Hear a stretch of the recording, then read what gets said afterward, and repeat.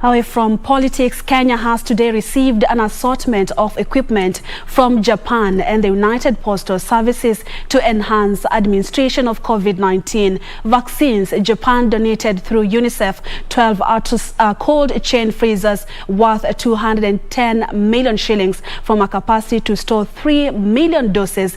The United Postal Services donated 15 soft boxes for transporting the vaccines.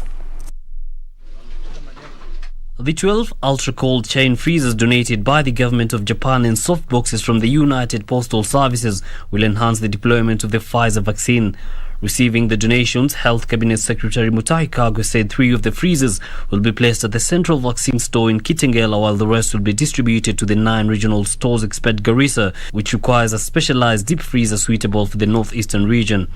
This procurement is a very timely and crucial step in the fight against the pandemic in Kenya, as the various vaccines which require specialized storage are now being introduced in the country. The quality and success of our vaccination program depends on the integrity of our cold chain.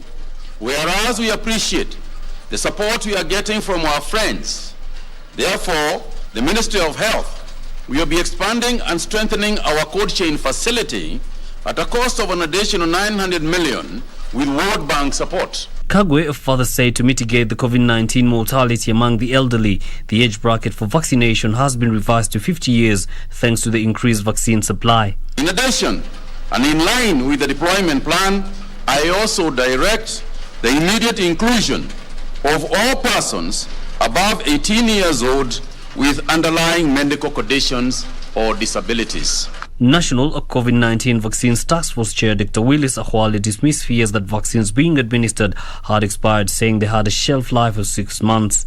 When you put the logistics in place, the best that you can get any vaccine is actually 4 to 5 months before their shelf life.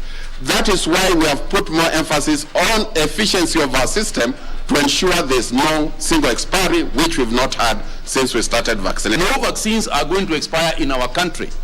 We have actually refused to be given vaccines which have a lead time, such a short lead time that we feel that we cannot use them. And therefore we stand the possibility of people accusing us of inefficiency.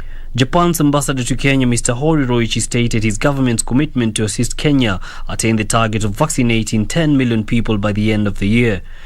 Yusuf Far reporting for Prime Edition.